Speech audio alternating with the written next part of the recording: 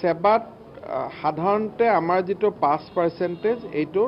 30 around হয় আৰু তাৰ পিছত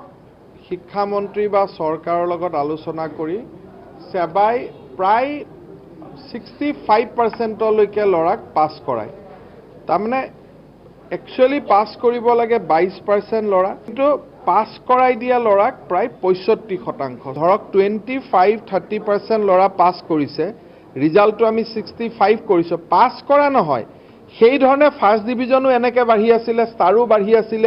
মানে গোটেই চেইনটো বাঢ়ে গতিকে সবকে 20 নম্বৰ দিওতে সবৰে ৰিজাল্টটো বাঢ়ি আছিল তেনেকৈ আমি যিজন লৰাক আমি লৰাজনে হয়তো ফাৰ্স্ট ডিভিজন পোৱা বুলি মনত ভাবিছে হায়াৰ সেকেন্ডাৰী পোৱা বুলি ভাবিছে তেওঁ তেনেকৈ ষ্ট্ৰেংথ আছে মনটোত যে মই ফাৰ্স্ট ডিভিজন পাইছো কিন্তু আসলতে তাৰ লগত যে যিখিনি ওপেন গ্ৰেজ দিয়া যায় হেতু লিখি থোৱা যায় তাৰমানে এইখিনিৰ পিছতো লৰা পাছ নকৰে তেতিয়া +-2 বা +-3 তেনেকৈ দিয়া যায় কিন্তু বাকি যে এটা হিডেন গ্ৰেজ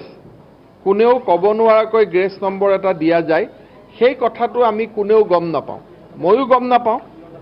আপুনিও গম নাপায় দেউতাক মাকেও গম নাপায় অকল SEBAৰ যিখিনি কমিটি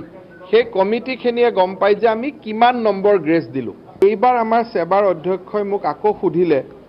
যে স্যাৰ আমাৰ পাছ পাৰ্সেন্টেজ 22-25 তেনেকুৱা হ'ব আমি কিমানলৈকে বঢ়াই দিম তেতিয়া মই কলো যে এটো কেনেকৈ বঢ়োৱা যায় বুলে নহয় চৰকাৰে এটা ঠিক কৰি দিয়ে 64% হ'ব লাগে 65% হ'ব লাগে আৰু চৰকাৰে যেটো ঠিক কৰি দিয়ে সেইটোৱে আমি SEBAত পাছ কৰাও আৰু তেনেকৈ আমি মাৰ্কশিটখিনি ৰিভাইজ কৰা যায় আৰু তেনেকৈ লৰাক পাছ কৰাই দিয়া যায় এতিয়া এই বিষয়টোৰ ফলত কি হৈছে যে আমি ভাবো 65% পাছ কৰিছে আমি ভাবো 64% পাছ কৰিছে কিন্তু আসলতে শিক্ষাৰ মানদণ্ডটো 22-23-24%তে ৰখি আছে